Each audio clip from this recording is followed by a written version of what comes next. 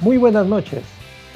Nuevamente estamos en el espacio Gestores Públicos Perú, desde Arequipa para el Perú y el mundo. En esta oportunidad vamos a tratar un tema que está bastante en boga, no solo en el Perú, sino a nivel internacional, cuál es el tema de la inversión pública. ¿Es necesaria la inversión pública en esta época de reactivación económica? Es tal vez fundamental y tal vez el primer pilar de la reactivación económica. Por ese motivo es que hemos invitado esta noche a conversar y tener un conversatorio sobre la inversión pública a tres especialistas en la gestión pública y que conoce muy bien de estos temas. En primer lugar, nos va a acompañar esta noche Berly González, quien ha sido gerente general del gobierno regional de Arequipa durante 8 años, es contador público de profesión y actualmente se desempeña como asesor y consultor en diferentes instituciones públicas. También va a estar con nosotros Augusto Riveros, quien es abogado, tiene una segunda especialidad en gestión pública y una maestría en gestión pública, y gerente municipal en diferentes instituciones municipales, sobre todo. Y finalmente también nos acompaña esta noche Alonso Ortiz, quien es abogado, tiene una maestría en gestión pública en la Pontificia Universidad Católica y se desempeña como asesor, consultor en diferentes instituciones de Arequipa. Vamos a tratar estos temas, ¿no es cierto?, a pesar de que la inversión pública no la vamos a poder encarar en todos los aspectos, pero sí en los aspectos centrales y tal vez los más importantes, porque la inversión pública tiene que ver pues también con el tema del sistema de contrataciones, con las expropiaciones, con los arbitrajes, incluso con el Poder Judicial, porque se presentan también conflictos. Pero la inversión pública tiene su propia dinámica y su propia especificidad. Así que vamos a comenzar recordando que la inversión pública inicialmente estuvo regulada a través del famoso SNIF y ahora el Invierte-P o el Invierte Perú. Sobre este tema vamos a iniciar que se llama el conversatorio, invitando a Alonso Ortiz Peralta para que abordemos este tema sobre el tránsito del SNIF al Invierte-P. ¿Ha sido positivo? ¿Ha sido negativo? ¿Cómo lo observa Alonso Ortiz Peralta desde su experiencia y sus conocimientos de gestión pública? Alonso, te escuchamos. Muchas gracias, doctor Walter Paz, y a los ponentes que el día de hoy nos acompañan en esta nueva emisión de Gestores Públicos. Efectivamente, yo coincido con usted cuando menciona que en estos tiempos la inversión pública va a ser el pilar más importante que va a tener el Estado peruano para dinamizar la economía. Y sin duda, digamos, la aplicación de estas políticas anticíclicas son sumamente necesarias, porque lo que vamos a ver es una disminución de la inversión privada. Y según, por ejemplo, Julio Velarde, nosotros para poder alcanzar lo que teníamos a finales del último trimestre del 2019, vamos a tener que esperar 3 años. Es decir, esta pandemia afecta al Estado peruano en una detención de su crecimiento, por lo menos en los 3 siguientes años, para volver a alcanzar lo que a finales del 2019 éramos. En ese marco, la inversión pública cobra un rol fundamental. ¿Y por qué? Porque tendríamos tal vez que analizar algo antes de entrar a ver las diferencias entre el SNIP y el Invierte-P. Según la teoría general de la economía desarrollada por Keynes, hay diferentes factores que regulan la demanda global, ¿ok? Uno de los primeros, para las personas que nos escuchan, son los bienes de consumo. Y los bienes de consumo son los que hacen las personas y estos se pueden regular a través de los impuestos, ¿verdad? Es decir, mientras más impuestos hay, más caros son los bienes, mientras menos impuestos hay, menos caros son los bienes y por tanto hay mayor capacidad de poderlos adquirir. Un segundo elemento son los bienes de inversión y eso se tienen que regular necesariamente con las tasas de interés. El Estado peruano ya ha hecho mano a las tasas de interés, ha puesto en el mercado 60.000 millones de soles para que las empresas puedan de alguna manera solventar sus gastos estos meses que no han trabajado y de alguna manera reactivarse para los siguientes meses que están por venir. El tercer elemento es evidentemente el gasto público, y es en ese en el cual estos 2 primeros años en los que, según Julio Velarde, vamos a ver una, digamos, disminución de la inversión privada, donde el Estado fundamentalmente tiene que ser el dinamizador de la economía. El tercer elemento, como lo conocemos, tiene que ver con las exportaciones, y ahí lo que se regula es la tasa de cambio. En síntesis, de los factores que regulan la demanda global, podemos ver que la inversión pública en particular en estos siguientes meses, en los 2 siguientes años específicamente, va a ser sumamente importante. Pero ojo, esa inversión pública, ¿de dónde sale? Sale de las arcas del Estado. ¿Y nosotros qué estamos haciendo? Estamos echando mano aproximadamente a 5.000 millones de dólares de nuestro fondo de estabilización, ¿verdad? Hemos hecho una emisión de deuda aproximadamente de 17.000 millones por el tema de los bonos y estamos viendo la posibilidad de tener créditos por parte de organismos multilaterales para poder solventar esa inversión. Según los, digamos, indicadores macroeconómicos, nuestra capacidad de endeudamiento se acabaría el próximo año. ¿Y por qué digo esto? Porque esto es sumamente importante al analizar la inversión pública. Los 2 siguientes años, el Estado peruano, contando 2020 y 2021, se va a endeudar, ¿ok? Y el siguiente gobierno, el que va a ser elegido en abril de 2021, necesariamente va a tener que hacer un ajuste fiscal, y eso tiene que ver con nuestra programación multianual de inversiones, pero no me quiero adelantar. Entonces, ¿qué es lo que nosotros vamos a ver? Vamos a ver un 2020 y un 2021 donde la inversión pública va a ser el dinamizador, pero después necesariamente vamos a tener que tener un ajuste fiscal, porque si no, el país se vuelve insolvente. Y es ahí donde los privados tendrán que jugar su rol. En ese sentido es que hoy hablamos acerca de la importancia de la inversión pública. Y como bien mencionaba el doctor Walter Paz, ha habido un tránsito de lo que antes era conocido como el SNIP y ahora lo que se conoce como el InvierTP. Han cambiado las fases. Por ejemplo, ahora con el InvierTP tenemos una programación multianual de inversiones y por eso hacía énfasis en estos 3 siguientes años, donde necesariamente va a haber un ajuste fiscal y ahí vamos a tener que, sobre todo, también reducir los gastos corrientes, ¿no? Porque también nuestros gastos corrientes a nivel de Estado peruano se están incrementando, ¿no? Más médicos, más enfermeras. ¿De dónde va a salir? Entonces, lo que nosotros creo que en esta primera parte de mi intervención podría señalar es que estamos tratando de ver el horizonte para los siguientes años y cómo podemos hacer que esta inversión sea mejor. Ahora, decíamos que el SNIP se ha traspasado, ¿no? Ahora tenemos un nuevo sistema que es el InvierTP, que tiene 4 fases. La programación multianual de inversiones, ¿verdad? Que es para 3 años, contando el 2020, 2021, 2022. Una formulación y evaluación de las inversiones, la ejecución y después su funcionamiento y, digamos, el mantenimiento que se tiene que dar. Yo considero que las variaciones que se han hecho, si bien han estandarizado algunas maquetas, digamos, para poder desarrollar los proyectos, en la práctica no han mejorado ni los tiempos ni se han reducido las brechas, que eran parte de los objetivos del InvierTP. Creo que se necesita hacer mejoras, sobre todo en estos tiempos, por las condiciones que he señalado, por las necesidades que he mencionado, ¿no? Pero además señalaría otra cosa que creo que también deberíamos comentarla, que frente a una evidente cantidad de personas desempleadas, sobre todo en el sur, producto, por ejemplo, de la reducción del turismo, entre otros servicios, el Estado va a tener que proveer de alguna manera esos. Y ahí yo diría que los núcleos ejecutores serían para los gobiernos locales una alternativa muy poderosa de poder hacer que ese dinero público, de esa inversión pública, sea transferida de una manera más rápida a las bases de la sociedad. Entonces, dentro de lo que es también el InvierTP, yo creo que deberíamos estar discutiendo también de la posibilidad de reactivar los mecanismos de núcleos ejecutores en los 2 siguientes años para hacer que la inversión pública sea realmente dinamizadora de la economía y llegue a las bases de nuestro país, de nuestra sociedad, y poder hacer que esta pandemia no tenga impactos tan negativos y salir mal que bien mejor parados de los que estamos actualmente.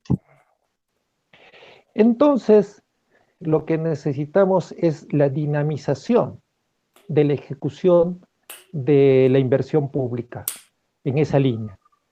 Doctor Augusto Riveros, ¿cómo ves tú este tema de la dinamización de los procedimientos de ejecución, ¿no?, en la inversión pública? Buenas noches a toda la audiencia de gestores públicos y agradecer la convocatoria. Sí, efectivamente, el verbo dinamizar es un verbo que tiene que familiarizarse en los próximos años con todo operador público y sobre todo aquellos que están vinculados al tema del sistema de invierte, ¿no? Alonso habló de tenemos que efectivizar o dinamizar también nuestro gasto corriente, pero nuestro gasto corriente está topado, ¿no? Está topado porque tenemos personal donde se priorizan los pagos de ese personal administrativo, obrero, tenemos otros servicios que hay que priorizarlos. Sin embargo, se hacen inversiones y cuando quieren entrar a la cuarta fase de la operación y mantenimiento no tenemos recursos. Y justamente ahí vamos, a analizar qué ventajas o qué de nuevo nos trae el INVIERTE, que no es un sistema nuevo, ¿no? Está desde el diciembre de 2017 que dejó sentado a un sistema ya pasado, que es el SNIP, que estuvo enraizado 17 años en nuestro país. Tuvo innovaciones, sí las tuvo mejoras, sí, pero estas no se materializaron, no entraron a dinamizarse de la mejor manera. Por ejemplo, ¿no? Se proponían proyectos no rentables, no había un beneficio económico social, la gente no percibía los proyectos, no eran sostenibles, cada autoridad proponía lo que le plazca, ¿no? O lo que un número mínimo de personas se lo exigía, ¿sí? O sea, eran proyectos que no solucionaban nada, o sus soluciones eran inapropiadas. Dentro de ellos había sobredimensionamiento, no basados en priorizaciones, consensos de poblaciones, y es más, también eran proyectos incluso duplicados. Ya sabemos muchos ejemplos que nos ponen, ¿no? El monumento a la hamaca, el parque al árbitro, qué sé yo. Frente a esas inconsistencias sale el INVIERTE, al margen de las fases que se han cambiado, ya no son tres, ya no está la preinversión, ya no está la inversión y la posinversión que regula el SNIP, ahora crean una más, que es la programación multianual de inversiones, ¿no? Luego la formulación y evaluación las juntan, en el SNIP estaban separadas, luego viene la ejecución, ¿sí? Y luego viene el tema del funcionamiento, ¿ya? Frente a todo esto, el INVIERTE crea, en estos procedimientos, crea 4 paradigmas, ¿no? 4 paradigmas. Y estos paradigmas lo desarrolla el SNIP, perdón, el INVIERTE en el sentido siguiente. El primero de ellos se podría decir que hay que invertir con inteligencia o de una manera clara. Eso no implica que el SNIP no funcionaba, no era inteligente, sino que tenía patas cojas y que ahora el INVIERTE los mejora. Por ejemplo, ¿no? Establece el término de que toda inversión pública debe estar dirigida a reducir brechas, ¿no es cierto? ¿Qué son brechas? Son necesidades insatisfechas en los diferentes servicios públicos, ya sea educación, ya sea salud, sea transporte, ¿no? Entonces, es más, ha generado esa competencia de identificar esas brechas, por lo cual no estoy muy de acuerdo a los sectores, ¿no? El FMEF le ha dicho, o la normativa lo dispone, que los sectores son los que definen las brechas, ¿no? Oye, las autoridades locales, las autoridades regionales, ¿sabes qué? De acuerdo al tránsito del SDIP, has demostrado que no eres un buen planificador, no identificas bien tus necesidades, así que eso lo voy a hacer yo. Esa sería una primera crítica, ¿no? Entonces, esa es la innovación, el primer paradigma que versa el INVIERTE. Otro punto que desarrolla es que ya los proyectos no son anuales, sino son multianuales, ¿no? Mínimamente un proyecto, por su naturaleza, no tiene que durar de 3 años a más, ¿no? Hay una programación que se hace y tienes que respetarla, ¿no es cierto? Ahora, el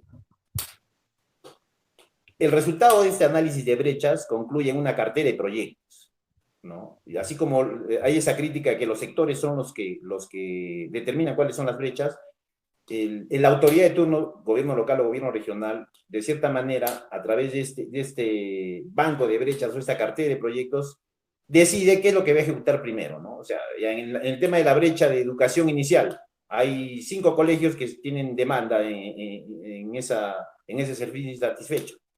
Entonces, la autoridad de turno decide si hace el colegio A, el colegio C o el colegio D primero. Ahí, de cierta manera, se logra y se respeta esa autonomía, ¿no? Entonces, ese es otra innovación. Otra innovación que me parece importante y que hasta el día de hoy han pasado 3 años que se le invierte, y son muy pocas las entidades que han implementado, es establecer su banco de activos, ¿no?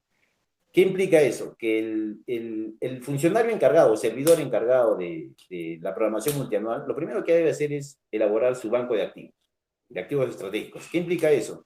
Es decir, ¿cuánto es mi brecha en veredas, en pistas, en colegios, en centros de salud, ¿no? En parques y jardines? ¿Cuáles son las demandas insatisfechas? ¿Por qué? Para saber cuáles son mis necesidades, para que la autoridad de turno sea consciente de cuál es el orden de prelación, qué es lo primero que va a atender. Sin embargo, no lo hace. Y esto tiene un problema. Por ejemplo, todos los sectores, todos los pueblos jóvenes quieren mercados. Todos los pueblos quieren comisarías. Todos los pueblos quieren una sede del Poder Judicial. Sin embargo, si tú tendrías identificado tu banco de activos, le explicarías a la gente de la población que no es necesario porque tu sector contiguo ya lo tiene. Lo que hay que es mejorar el servicio. Hay que mejorar el complejo deportivo. Hay que mejorar la posta de salud. No hay que hacer otro proyecto. Pero claro, hacer otro proyecto son réditos políticos para la autoridad de turno. Sin embargo, es obligación de estos servidores públicos, de estos especialistas, capacitar y sensibilizar a estas autoridades para que manejen las cosas de la mejor manera. El motivo más importante es lo que dice Alonso, ¿no? Estamos en los años venideros, son años críticos en cuanto a nuestra economía. Bien, eso respecto al primer paradigma que ofrece el Invierte, ¿no? El segundo paradigma, que es una formulación y evaluación eficiente y de mejor impacto. En el SNIF se volvieron una máquina de formular proyectos, ¿no? Habían 20.000 proyectos en cartera que tenían los ministerios y el 20% era lo que se ejecutaba, ¿ya? Y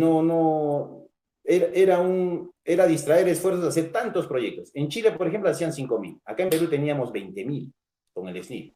¿Y para qué gastamos tanto papel, tanto personal, dando servicio público en tener proyectos que estaban empolvándose en los ministerios? Entonces, era un gasto o se distraían esfuerzos en eso, ¿no? Entonces, ahora lo que se ha hecho es formular de la mejor manera. ¿Y cómo formulas de la mejor manera? Evitando retrocesos. En el sistema del SNIP, si había algo que no cuadraba en el proyecto, en la ejecución o en la etapa de la inversión, y superaba, me parece, el 40%, tenías que ir a una verificación de viabilidad. Es decir, tenías que regresar a la etapa de preinversión. Y eso te aguantaba el proyecto 2 años o más, ¿no? Entonces, formulando bien y evaluando bien, ya no tenías que incurrir en esos retrocesos. Y lo que sí tenías que respetar era la naturaleza propia del proyecto, ¿no? Es decir, si estoy en un proyecto de educación, no me puedo ir un proyecto de salud. Tenía que seguir respetando el proyecto de educación, ¿no? Entonces, esa es otra innovación que hace el Invierte. Y sobre todo, el aporte más diferenciado es que entra un proceso de estandarización, ¿no es cierto? En el SNIP todo tenía una evaluación social, ¿ya? Todo tenía una evaluación social. Sin embargo, en este proceso de estandarización hay proyectos que ya no necesitan evaluación social. Por ejemplo, los temas de educación, salud, obviamente tienen un rédito social. ¿Para qué vas a hacer evaluación social si hasta constitucionalmente está definido que son derechos fundamentales, son derechos prioritarios para la persona humana que no necesitan evaluación social? Entonces, no perdamos tiempo en eso, así que elaboras una ficha simplificada y enrumba este proyecto de la manera más rápida, ¿no? Se crearon tipologías de estudios. Dentro de ellos tenemos la ficha técnica simplificada, la ficha técnica estándar, el perfil reforzado. Entonces, parametró los estudios de preinversión para dinamizar la formulación y tener un estudio de la manera más rápida posible. ¿Sí? Bien. Sí. Bien. Para terminar, avancemos. 30 segundos, el tema de la ejecución, La ejecución se da ya articulando sistemas, ¿sí? Ya no solamente el que ejecuta tiene que conocer el tema del invierte, también tengo que manejar el tema de contrataciones, tengo que manejar el sistema de presupuesto, porque ¿cómo ejecuto si no tengo plata? ¿No? Y tenías que ejecutarlo de la mejor manera. Ya no tenías que retroceder a los estudios, tenías que caminar solamente con el sistema de contratación. Tienes que caminar con el sistema de contratación. Y el último punto, que es el más importante, es la sostenibilidad. Antes, en el SNIP, en el sistema del SNIP, firmabas una declaración jurada a la autoridad de turno diciendo que ese era sostenible, estaba asegurado su existencia por 10 años y nada más. Ahora el que programa tiene que asignar presupuesto. ¿De dónde va a sacar ese dinero para que ese producto sea sostenible? Para que esa brecha sea, sea reducida de la mejor manera, ¿no? Esos son los 4 paradigmas que ha considerado el Invierte. Bien, contador Berry González, con todo lo que nos ha explicado el doctor Riveros, ¿no es cierto? ¿En verdad se ha dinamizado el sistema? O sea, ¿es mucho más eficaz así el gasto público? Muchas gracias, Walter, y primero saludarte a ti y a la mesa, al panel que nos acompaña el día de hoy, y también a todos quienes nos están viendo en este programa tan importante, que no solamente llega a quienes están a cargo de gestionar, de administrar los recursos del Estado, sino también a muchas personas, ¿no? Mucha gente que le interesa de qué manera funciona el Estado y de qué manera se dinamiza la economía, no solamente desde el punto de vista nacional, regional y local. Efectivamente, lo que ha mencionado Alonso y lo que ha dicho Augusto es muy cierto, ¿no? Definitivamente en estos tiempos de COVID, como le pudiéramos llamar, creo que ahora que estamos entrando a la fase de reactivación económica, efectivamente, como dice Alonso, el papel que va a jugar la inversión pública es fundamental. Si no tenemos una inversión pública que permita echar a girar la rueda de la economía, pues va a ser muy difícil que empecemos a salir de este tremendo bache que tenemos a partir de la pandemia que se ha producido en el mundo, ¿no? Esa pandemia global. Entonces, a partir de ahí, creo que efectivamente necesitamos tomar real conciencia, y creo que esto no solamente va dirigido a quienes tienen la función de administrar o de manejar el dinero del Estado, sino también a quienes tienen a su cargo elaborar las directivas, elaborar las leyes, y lamentablemente todavía a pesar de los grandes esfuerzos o a pesar de los aparentes esfuerzos en algunos casos por sacar adelante este proceso de descentralización del cual tanto se ha hablado, aún seguimos, creo, dependiendo mucho de las decisiones del gobierno central, de las decisiones que incluso ni siquiera el gobierno central, sino de algunos funcionarios que tienen a su cargo pues el manejo del dinero del Estado, o del manejo de la identificación de las brechas, ¿no? Y todavía tenemos pues un gran reto respecto a este tema de descentralización. Y allí yo me permitiré simplemente mencionar, ¿no?, un poco la vivencia que existía. Por ejemplo, en mi paso en el gobierno regional a partir del año 2007, efectivamente pues el SNIP se convirtió para todos, no solamente gobernadores regionales, alcaldes, los propios ministros, se convirtió en una traba para ejecutar el gasto público, ¿no? Primero tenías que entrar a una fase de, bueno, entrando a lo que se le conoce como preinversión, tenías que hacer primero una prefactibilidad, tenías que hacer una factibilidad, y como bien ha indicado Augusto, si luego cuando entrabas a la fase de ejecución, tu expediente técnico superaba el 40% de lo que habías declarado viable en el Sistema Nacional de Inversión Pública, tenías que ir a una verificación de viabilidad, la cual ni siquiera era resuelta por la propia entidad, sino que dependía de la decisión de un funcionario del Ministerio de Economía y Finanzas, que finalmente tenía que decir si el proyecto era rentable socialmente o no, y si finalmente te autorizaba la verificación de viabilidad solicitada. Y dentro de ello, si le sumábamos el tiempo que implicaba hacer el estudio de prefactibilidad, la factibilidad y en la gran mayoría de casos la verificación de viabilidad, entonces estabas hablando prácticamente de la etapa de preinversión de 1 año o a más, incluso proyectos grandes hasta de 2 años, ¿no? Entonces, el gran pedido el gran clamor en todo caso de las autoridades en el año 2016 era, por favor, cambien el Sistema Nacional de Inversión Pública, desaparezcan el SNI. Y entonces el gobierno de Pedro Pablo Kuczynski efectivamente asintió esto y nos trajo el InviérteP. Cuando nos presentaron el Sistema Nacional de Programación Multianual parecía pues todo muy bonito, ¿no? Pero en el año 2017, cuando salió el reglamento, nos dimos cuenta efectivamente que no habíamos cambiado casi nada. Que quizás de pasar a una evaluación relacionada a la rentabilidad social, ahora estábamos pasando a una etapa de identificación y cierre de brechas, ¿no? Y encima, las brechas identificadas por los sectores nacionales, como si desde un escritorio un funcionario, digamos, del gobierno nacional pudiera identificar las brechas que existen en Arequipa, en Puno, en Tumbes, en Piura o en la selva. Y por eso es que en este momento pues tenemos muchos proyectos que a la fecha debieran estar en fase de funcionamiento, deberían estar liquidados, deberían estar terminados, los tenemos pues lamentablemente pendientes de ejecución, ¿no?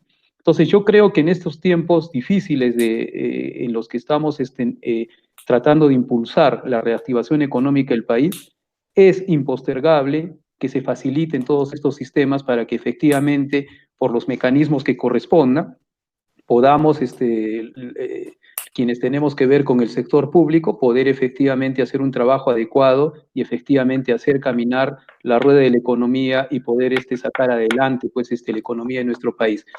Se mueve la inversión pública, con seguridad se moverá la inversión, el sector privado, se moverá el sector de bienes, de servicios, la mano de obra, se moverá la rueda de la economía y por ende a los siguientes años podemos tener un futuro y una posible reactivación económica, ¿no? Bien, pasemos a un tema que ha sido, que podríamos decir así, que ha estado presente en todos estos comentarios, pero creo que podríamos profundizar un poco más en tema de la ejecución. Tenemos experiencias ya en el país. Hubo, ¿no es cierto?, el fenómeno del Niño y se armó una reconstrucción con cambios, un sistema de reconstrucción con cambios porque los sistemas de inversión pública no eran suficientes y eran demasiado burocráticos. Luego después se nos presenta la experiencia de los panamericanos, se vencen los plazos y la inversión pública tampoco estaba a la altura de estas circunstancias.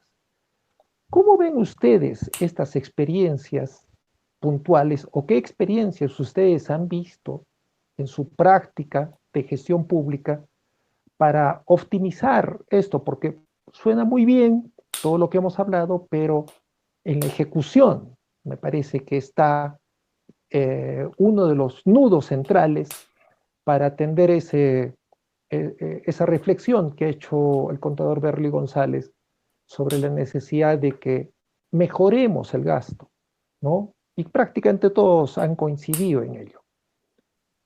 Creo que en esta segunda ronda yo invitaría al doctor Riveros que nos comente algo sobre estas experiencias en la ejecución de la inversión pública, en la fase de la ejecución, las experiencias que he aludido o tal vez otras que conozca.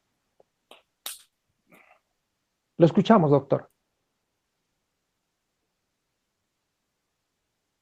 Bien. Efectivamente, creo que todos desde nuestros espacios hemos tenido la experiencia vinculada a la fase de la ejecución contractual, ¿no? Una de las fases más críticas del sistema de inversiones. En lo personal,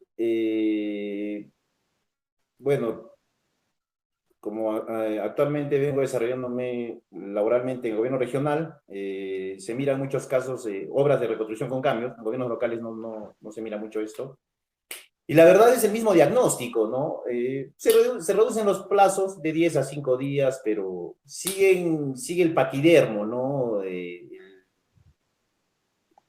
Contratos resueltos, ampliaciones de plazo formuladas por los contratistas y consentidas a veces, expedientes mal ejecutados que involucran adicionales, ¿no? Cronogramas inciertos, nada objetivos. Entonces, corre la misma suerte. En buena cuenta, el sistema de reconstrucción con cambios no ha solucionado poco o nada, ¿no? En el tema de dinamizar la economía. Tocaste el tema de los panamericanos. En el tema de los panamericanos, si bien es cierto, no todo fue color de rosa, ¿sí? Solo que no publican o no se difunden los tropiezos. Pero algo que rescatar es de que se creó un marco normativo especial, ¿no? El decreto legislativo 1248 creó un marco normativo donde dinamizaba la ejecución contractual, donde autorizaba la suscripción de convenios con estados. En este caso intervino el Reino Unido con su bufete de ingenieros expertos en el tema de construcción de escenarios deportivos, bajo la modalidad de contratos BIN, contratos internacionales, donde se celebraron a través de los FIDIC o los NEC, ¿no? Donde intervenían o creados por ingenieros, por técnicos en la materia. Entonces, se dio la figura del fast track. ¿Qué es el fast track, no? Es la superposición de formulación de expedientes técnicos y ejecución, ¿no? Entonces, eso sí fue una buena innovación. Por eso es que los panamericanos, la mayoría de los proyectos de los panamericanos se cumplieron en su debido plazo. Pero el tema de recepción sí tiene muchos problemas, ¿no? ¿Por qué? Porque hay un principio que lo ha desarrollado Morón Urbina en su doctrina, donde dice que una obra recepcionada, existe la recepción tácita cuando la obra ya brindaba el servicio público, por la cual se hizo, ¿no? Los panamericanos ahorita, el Estado quiere demandar alguna mejora quiere formular una observación al proyecto o a la obra, ya no lo puede hacer porque tácitamente habría entrado en servicio y no tendría mayor reclamo alguno, ¿ya? Entonces, es una buena experiencia, valdría la pena innovarla, crear la legislación en los proyectos que administran los gobiernos locales, los gobiernos regionales. No solamente tienen que ser megaproyectos. En el caso de los contratos FIC, existe el libro verde. Son segmentos como subdividen a los proyectos de acuerdo a su monto económico. El libro verde son montos de $500,000. Entonces sí es viable hacer eso. Y no es nada nuevo, ¿no? Están estos contratos FIC y NEC están ya implementados mucho tiempo atrás. Entonces son buenas prácticas que habría que implementarlas. Experiencias vividas en el tema. Sí, efectivamente, el tema de ejecución, por ejemplo, a mí me tocó vivir el tema de los hospitales que ejecutaron vía financiamiento del gobierno central, ¿no? Fueron algo de 600 millones que se transfirieron al gobierno regional de Arequipa en el año 2016-2017, y sin embargo a la fecha son proyectos paralizados, son contratos resueltos, dados a una sola empresa. Claro, con diferentes nombres, pero los mismos actores, ¿no es cierto? Y obviamente 600 millones es un presupuesto considerable que muy pocas empresas son capaces de administrarlos. Y el resultado es ese, ¿no? De la capacidad de administración o responsabilidad de esta empresa con diferentes nombres. Sin embargo, quizá la opinión pública no lo sabe, ¿no? Pero en el proceso de ejecución tuvimos duras batallas, nos demoraron un año, teníamos arbitrajes, teníamos medidas cautelares por los jueces comerciales de Lima. Imagínense, nos llevaban a litigar a Lima cuando la obra estaba acá. Medidas cautelares donde nos determinaban el statu quo de los que podíamos suspender. No podíamos hacer nada, ¿ya? Eran contratos castigados, eran contratos que, ¿no? Entonces nos enfrentamos a un monstruo de la corrupción muy grande que tenía como aliado a algunos actores dentro de la administración pública que respaldaban estos actos irregulares, ¿no? Y eso ha costado batallar. Menos mal, la opinión pública quizás lo desconoce, pero ya hemos logrado resolver estos contratos. Hablo de Cotahuasi, hablo de Camaná, hablo de Chala, hablo de la carretera Vizcachani también, que es una inversión de 112 millones, donde hemos logrado resolver los contratos, tomar la obra, porque hasta tomar la administración de la obra, hablo en el escenario físico, nos ha costado, lo hemos tenido que hacer con fiscales, lo hemos tenido que hacer con policías, porque sencillamente los constructores no querían soltarla. Imagínense, viene la pandemia, si estos hospitales se les hubiese dado en vía de ejecución a empresas responsables, creo que la región de Arequipa hubiese estado a la altura de las circunstancias. Hubiésemos tenido un Maritza Campos al cual hubiésemos declarado un hospital COVID y no hubiésemos tenido estos problemas que tenemos ahora. Hubiésemos tenido un hospital de Chala debidamente concluido, un hospital de Camaná debidamente concluido y debidamente equipado. ¿Ya? Sin embargo, por esta irresponsabilidad de nuestras anteriores autoridades que no tuvieron a bien controlar o hacer valer todos los mecanismos que establece la ley de contrataciones en la fase de ejecución, ¿sí?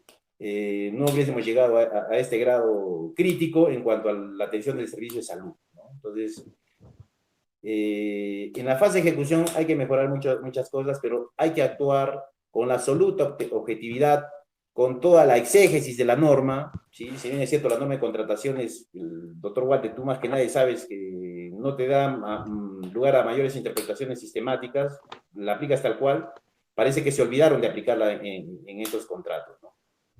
Entonces, lecciones aprendidas, hay que designar un administrador de contratos para que pueda manejar de la mejor manera las ampliaciones de plazo, las figuras de los adicionales, reducciones, acuerdos convencionales y evitar los arbitrajes, ¿no? Evitar los arbitrajes.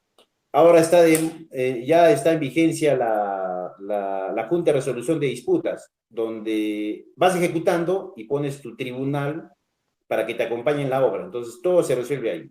En buena cuenta, en el arbitraje tú cuentas la película. En la Junta de Resolución de Disputas, el árbitro o el adjudicador, que se lo denomina así, es parte de la película.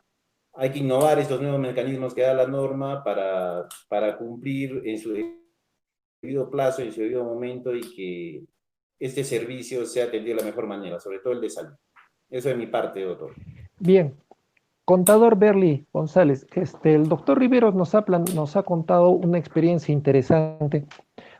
¿Qué opinarías tú o qué opinión tienes de esa posibilidad de que el proyecto para agilizar la ejecución, ¿no es cierto?, ese modelo que nos ha contado respecto de que se ejecuta simultáneamente el momento que haces el proyecto? ¿Cómo ves tú esa alternativa? Bueno, muchas gracias nuevamente. Efectivamente es muy interesante lo que nos ha comentado el doctor Augusto Riveros. Efectivamente, ojalá se pudiera implementar. Creo que a partir de la experiencia que ha habido, como nos comentó en los Juegos Panamericanos, donde creo que todos como peruanos nos hemos sentido, en primer lugar nos sentíamos sumamente preocupados porque pensábamos que no llegábamos al plazo que se esperaba con las obras totalmente ejecutadas, ¿no? Grande fue la satisfacción y creo que nadie podrá negar que no se habrá podido sentir orgulloso cuando vio la inauguración de los Juegos Panamericanos y sentimos pues con orgullo que efectivamente se cumplió la meta y se logró hacer, ¿no? Y es obviamente gracias a la implementación de estos mecanismos que nos permiten la agilización de las obras, ¿no? Sin embargo, de alguna manera también tenemos que ser conscientes y volver a nuestra realidad, a volver a la realidad no solamente del gobierno nacional, que entiendo que ya ha tenido una experiencia exitosa sobre esto, esperemos que lo replique, entiendo que el mismo mecanismo se va a implementar ahora en el tema de reconstrucción con cambios, y por lo que nos ha explicado el doctor Augusto, efectivamente también ya se ha aplicado acá en el gobierno regional de Arequipa en algún momento a través de la ejecución de este centro COVID en Cerro Juli, ¿no?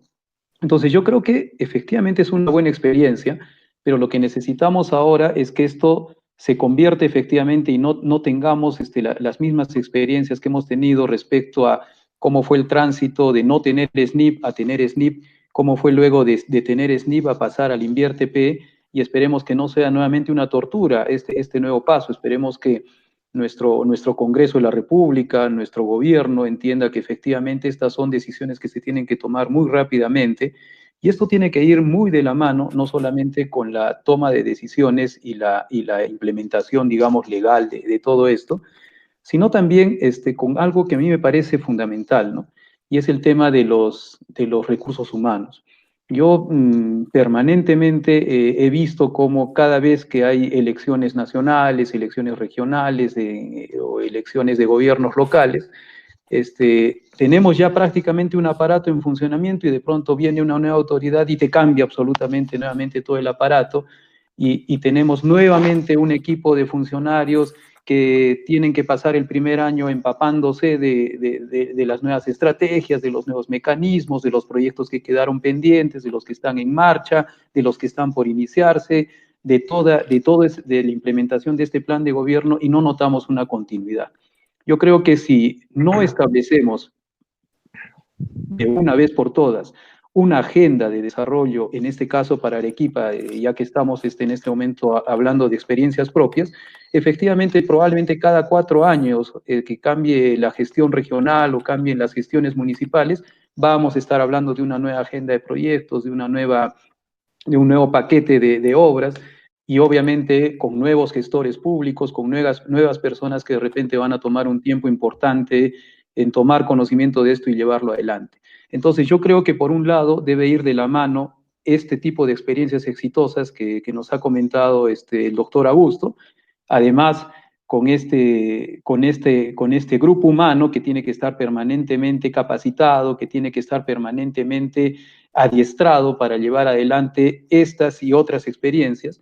Y finalmente yo creo que hay un tema que es esencial, ¿no? Necesitamos un órgano de control o una Contraloría General de la República, un Ministerio Público, más acompañando que fiscalizando o sancionando, ¿no? Necesitamos que el gestor público, que el funcionario público sienta que es capaz de aplicar sus conocimientos para encontrar, para buscar el desarrollo de su institución, de su distrito, de su región, de la zona donde tiene que trabajar y no estar más bien preocupado. Y si hago esto, probablemente me sancionan, probablemente me inician un procedimiento administrativo, de repente mañana soy sancionado. Creo que hay una serie de cosas que tenemos que seguir evaluando y conversando, y yo me alegro que en este tipo de espacios ya tengamos oportunidad de comentar este tipo de temas, porque no solamente, reitero, va sobre cómo aplicamos estas experiencias que probablemente en el Reino Unido han sido muy exitosas, sino también cómo eso va de la mano con el fortalecimiento de capacidades de nuestros gestores públicos, cómo hacemos que estos gestores públicos que se van especializando también van convirtiéndose en trabajadores de alguna manera concurrentes y permanentes independientemente del cambio de gestiones públicas, y cómo eso además va de la mano con un órgano de control que sea más bien un acompañante y no un ente fiscalizador y sancionador, ¿no? Eso por ahora sería mi opinión sobre este tema. Doctor Alonso Ortiz Peralta, usted tiene mucha experiencia en estos temas, ¿no? Tiene una vasta experiencia, sobre todo en programación. ¿Cuál es tu opinión sobre este segundo aspecto que estamos abordando ahora? Lo primero que tendría que decir es recordar un libro de Francis Fukuyama que se llama Trust, Confianza, y en ese señalaba lo siguiente. Decía que aquellas sociedades, aquellas organizaciones en las cuales había confianza entre las personas, los costos de transacción eran bajos, ¿ok? Pero aquellas sociedades en las cuales había desconfianza entre las partes, sean personas, sean entidades, etcétera, los costos de transacción eran muy altos, ¿no? Y burocráticos. Yo creo que eso es lo que pasa en el Perú. Yo creo que uno de los problemas fundamentales es la desconfianza, ¿ok? Y esa desconfianza nos lleva constantemente a burocratizar el aparato estatal. Y específicamente hablando de las ejecuciones contractuales, yo creo que eso es lo que ha ocurrido, ¿no? Y mencionaba Augusto algo que me parece importante, que es este caso de los panamericanos. Y una de las cosas interesantes de estos contratos, como el NEC, el New Engineering Contract, que es un nuevo contrato de ingeniería, si lo traducimos, es que cuando le comentaban o le preguntaban a Carlos Neuhaus respecto a eso, decía que lo más interesante es que no participaban los abogados en ese contrato. Los ingenieros, Los abogados, de verdad, todo. los ingenieros. Y más el enfoque era de los ingenieros, o sea, que los problemas eran en la fase de ejecución contractual, en la construcción, de ingeniería, ¿ok? Entonces, creo que eso es algo que nos debería, digamos que deberíamos resaltarlo. Y junto a esto, yo creo, tal vez por formación, no es, pero lo creo firmemente en que si nosotros tuviéramos de aliados a la población, es decir, si los pobladores, las organizaciones sociales de base, podrían hacer un monitoreo participativo de la ejecución de las obras, tengan por seguro que muchos de los plazos se cumplirían, que muchos de los problemas que tenemos en la ejecución se resolverían, porque la población sería nuestro mejor aliado. Otro elemento de estos contratos nuevos que mencionaba Augusto es la participación concurrente de la Contraloría. Pues bien, eso es algo interesante. Yo diría Contraloría y población, ¿ok? Porque de esa manera vamos a generar mayor confianza y de esa manera vamos a hacer que la ejecución sea a ojos de la población a quienes nos debemos, transparente y en su debido tiempo. Finalmente señalaría que en época de pandemia tenemos una excepción, que es la contratación directa, ¿ok? Y que en algún otro momento hemos comentado también en gestores públicos que, bueno, la emergencia va a seguir y tal vez esta excepción termina siendo la regla, ¿no? Eso lo dejo ahí como algo para discutir ahora o más adelante. Vamos a Algo, tratar algo, como si me permites, doctor Paz. A ver, sí, un apunte adicional. Sí, mira, un apunte adicional a lo que dice Alonso, ¿no? La participación de Contraloría. Claro, el control concurrente y todos los mecanismos de control que tiene. Pero en el Internet, en YouTube, hay una entrevista que le hacen a Antonio Grande, es un español consultor coaching que participó en los Juegos Panamericanos. Y confesó algo bien curioso. ¿Sabes qué dijo? Que en un café, Nelson Schack le confesó a Carlos Newhouse que no se iba a meter, ¿ya? Que no iba a cuestionar las dinámicas utilizadas en ejecución del proyecto. Porque si se metía, iba a plasmar un miedo a sus ingenieros que a la larga iban a frustrar que estos trabajos, que estas obras estructurales se paralicen. O sea, mira quién lo confiesa. O sea, lo confiesa el mismo jefe de la Contraloría. Entonces, la reflexión es de que la Contraloría, los informes de control, los auditores, deben auditar el dolo, más no las formalidades. Correcto. Porque a veces cuando estás en procesos de ejecución, tienes que ser estratega. Totalmente de acuerdo. Y si me permiten añadir... Muy estratega. Y a quizás te apartas de cierta forma en la norma, porque no te queda de otra. No te queda de otra. Totalmente de acuerdo. Si me permite, doctor Paz. Sí. El ejemplo que pone el doctor Augusto Riveros es evidencia algo que mencionaba, que es la confianza. Claro, él no participó, le dijo, mira, yo no voy a ir como Contraloría porque confiaba. Confiaba que estaban haciendo las cosas bien. Exacto. Sí. Y eso facilitó la ejecución en ese caso en particular, de la infraestructura de los Panamericanos, ¿no? Bien, hemos hablado de la inversión pública, pero otro mecanismo, ¿no es cierto?, que tiene que ver con la inversión pública es el compromiso también para el sector privado. El sector privado también puede participar y ha participado, ¿no?, en la inversión pública.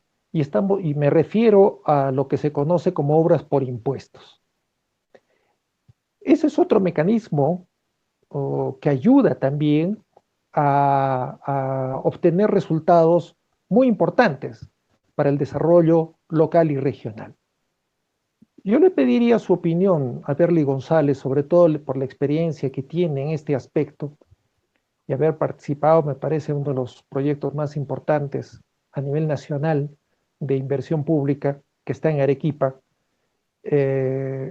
¿Cómo observa él la inversión pública utilizando este mecanismo de las obras por impuestos?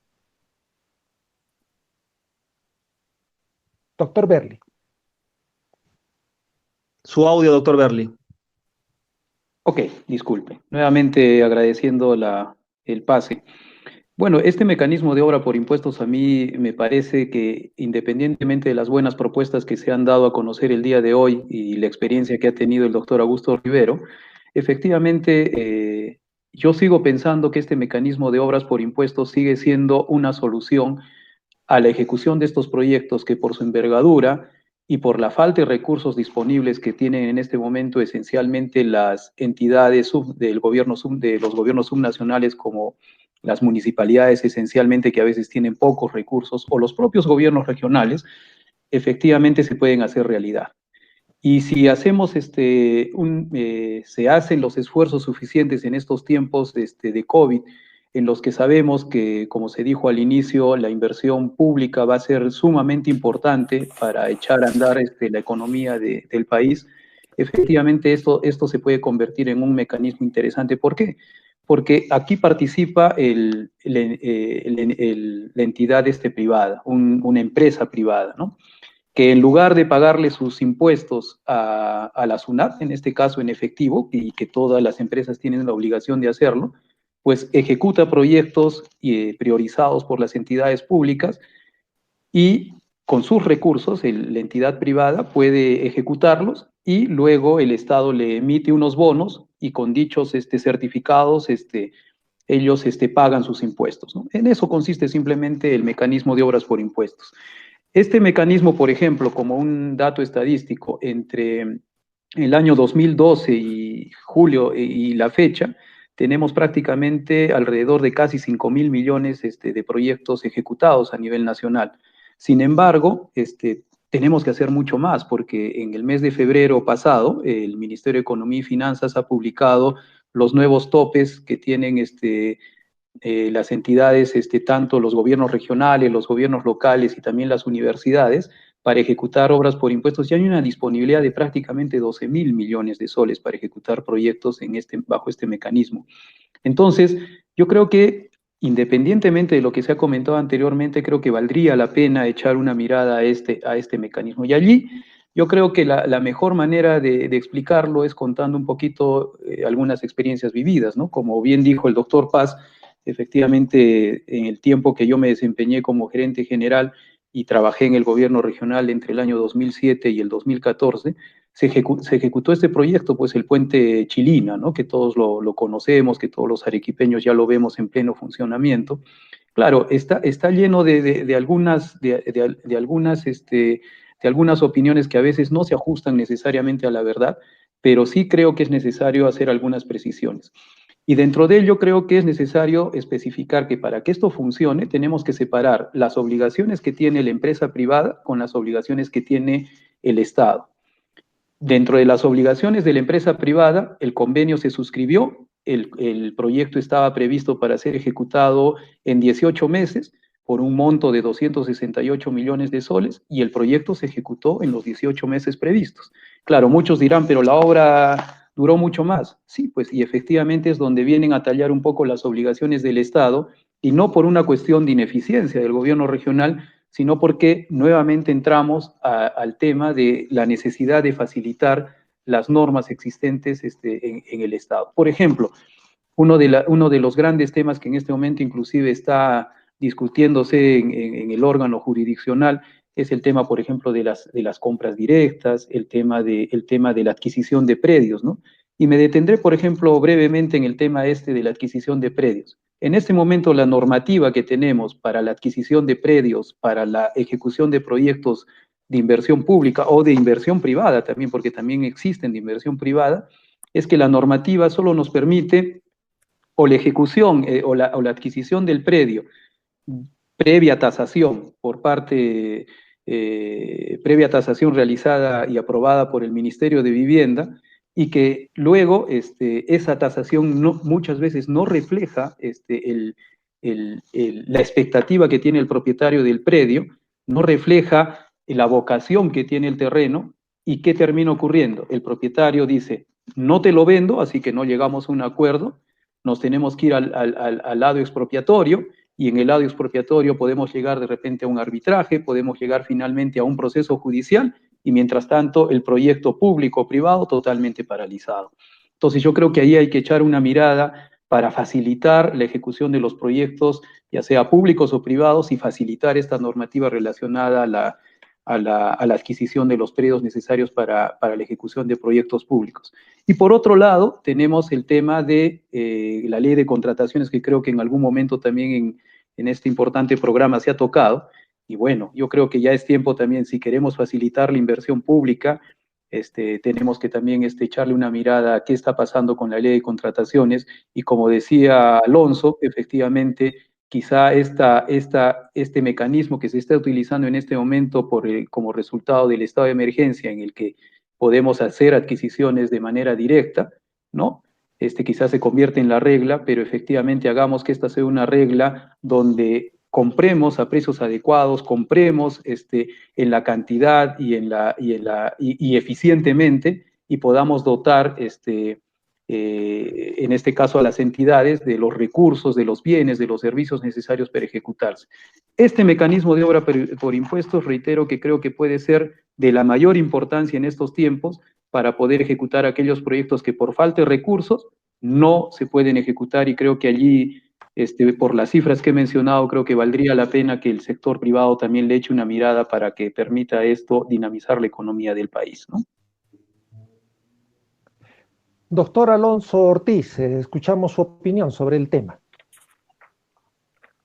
Muchas gracias, doctor Paz. Sí, efectivamente creo que las asociaciones público-privadas, la posibilidad de obras por impuestos son un mecanismo muy importante, coincido. Creo también que lo que mencionaba el doctor Berli es importante también focalizarlas en los gobiernos locales. Por echar un dato, digamos, el 2007 el presupuesto institucional de apertura del país le daba un 18% del PIA a los gobiernos locales.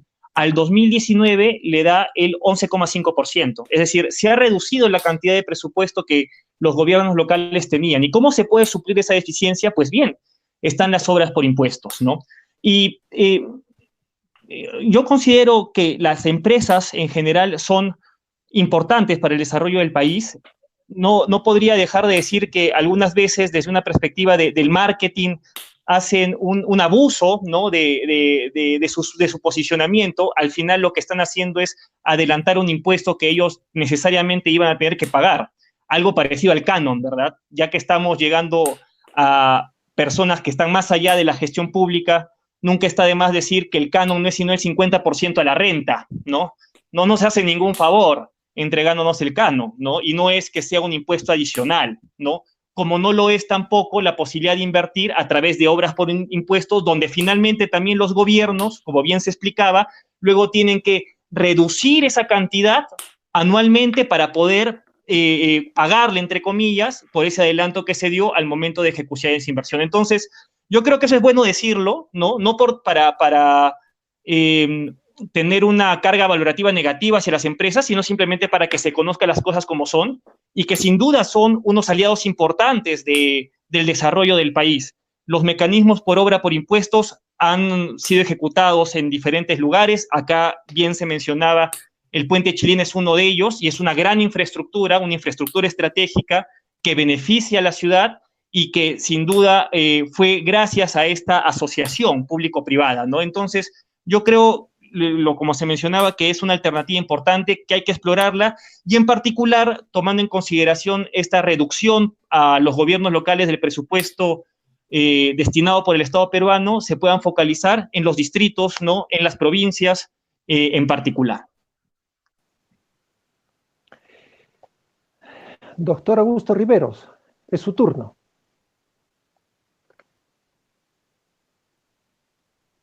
Doctor Riveros. Muchas gracias, doctor. Sí, claro, efectivamente, completamente de acuerdo que las obras por impuestos es un mecanismo. Aló, sí, doctor. Sí, doctor, adelante. A ver. Ahora sí, ¿sí? Sí, doctor, adelante. Bien, efectivamente, repito, totalmente de acuerdo con este mecanismo, solo que hay que saber canalizarlo de la mejor manera y articularlo con el sistema del invierno, ¿ya? Por ejemplo, ¿no? Que la obra que se le va a encomendar a este privado sea una obra que reduzca brechas, ¿no es cierto?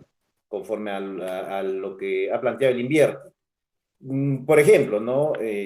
Tenemos una empresa que se dedica a la producción de la cerveza, ¿sí? Invirtió a través de obra por impuesto, pero ¿qué invirtió? En un proyecto de asfalto que colindaba con su sede, cuando en esa jurisdicción había servicios básicos de agua y desagüe insatisfechos, ¿no? Entonces, quizá por ahí también vincularlo de la mejor manera a la reducción de estas brechas de servicios públicos verdaderamente necesarios para la jurisdicción donde se va a intervenir. Y el otro punto también que me gustaría que me lo observa Berly es si existe la posibilidad de que estos pagos, porque al final estos impuestos se lo vienen descontando en los años venideros de tu canon, si ya está parametrado en que, digamos, el alcalde que entra en el 2021 se puede endeudar solamente por los 4 años o también compromete los años de la siguiente autoridad, y eso como que le saca roncha a la nueva autoridad, ¿no? Solamente si me lo podría aclarar, ¿no? ¿Cómo está enfocado? En el marco del PMI. Sí, muchas gracias. Creo que es una excelente pregunta. Este tema del mecanismo de obras por impuestos funciona para que todos quienes están al tanto del programa puedan entenderlo. Funciona como una tarjeta de crédito. Yo tengo una línea de crédito. Por ejemplo, mi línea de crédito es 50 millones de soles. Si mi proyecto priorizado cuesta 20, entonces me quedan 30 millones. Si esos 30, si digamos, yo ejecutara durante los 4 años de gestión mis 50 millones, por supuesto, la próxima autoridad podría quejarse y decir, bueno, me han dejado con 0 posibilidades de hacer obra por impuestos, pero no debemos olvidar 2 cosas. Los proyectos no se realizan todos a la vez en un mismo año. Seguramente el primer año de gestión se hizo un primer proyecto que probablemente de los 50 millones, de la tarjeta de crédito de 50 millones me gasté 10. Entonces, esos 10 millones ya se empiezan a descontar a partir del siguiente año hasta el 30% del canon minero. Entonces, conforme me van descontando de mi canon minero, nuevamente se va activando esa línea de crédito y por ende no tiene por qué el alcalde o la autoridad venidera quedarse sin ese presupuesto. El claro ejemplo, ya que estás, Augusto, ahora cerca del gobierno regional, es lo que ocurrió. El puente Chilina ya se pagó. Y en este momento el gobierno regional tiene su disponibilidad para ejecutar obras por impuestos por más de 250 millones de soles. Así que, fíjense, si hubiéramos ejecutado el puente Chilina con el presupuesto del gobierno regional, probablemente hubiéramos tenido que utilizar el presupuesto de 1 o 2 años solo en un proyecto. Mientras que a través de este mecanismo pudimos hacer ese proyecto y además los otros proyectos que se consideraron en el presupuesto institucional en este caso, el gobierno regional, pero permitió que se hiciera una obra y ahora el gobierno regional tiene nuevamente abierta su tarjeta de crédito como para priorizar nuevos proyectos y ejecutarlos por este mecanismo. Así que yo creo que debemos quitarnos de la cabeza que esto es utilizarme los recursos que tengo ahora y dejarlos sin nada al que viene. Así que creo que es importante que esto lo entiendan bien nuestras autoridades actuales, ¿no? Bien, bueno, hemos conversado bastante sobre la inversión pública. Yo quisiera simplemente para terminar en una especie de colofón, centralizar un poco las ideas de lo que hemos conversado, ¿no? Primero, es posible, el SNIF ha significado una mejora el Invierte-P ha significado una mejora respecto al SNIF, sí. Hay un consenso de que eso ha sido una mejora, pero que sí es posible incluso seguir mejorándolo. ¿Cómo? Sobre todo en la optimización y la simplificación de la ejecución, utilizando y replicando las experiencias, sobre todo de los panamericanos, para que ese mecanismo, ¿no?, de ejecución simultánea con la elaboración del proyecto sea un mecanismo que ayude a la eficacia del sistema. En tercer lugar, el sistema de inversión pública es un sistema interconectado y debemos tratarlo de esa manera. No es posible abordar solamente el sistema de inversión pública sin atender, por ejemplo, una optimización y una modificación del sistema de contrataciones, en las expropiaciones, en los arbitrajes y también en el sistema de control. En cuarto lugar, ¿no? Tenemos que superar la desconfianza. La burocratización de este sistema y de todos los demás sistemas de la administración pública están basados en la desconfianza. Están diseñados bajo la concepción de que todos los servidores públicos, ¿no? O la mayoría de los servidores públicos ingresan a robar. Y tenemos que diseñar las cosas no para que, en función de la desconfianza, sino todo lo contrario, en una visión positiva y de confianza. En quinto lugar, es posible en el sistema de inversión pública comprometer a la participación de la población en núcleos ejecutores. Si hay el mecanismo, ¿no? De las obras por impuestos, que son buenos, donde las empresas pueden participar en inversión pública, ¿por qué la población organizada no puede participar? Tendría y tiene las posibilidades, y con mayor razón, si el propio pueblo controla y el propio pueblo participa, ¿no es cierto? El propio pueblo pasa a ser actor de su propio destino.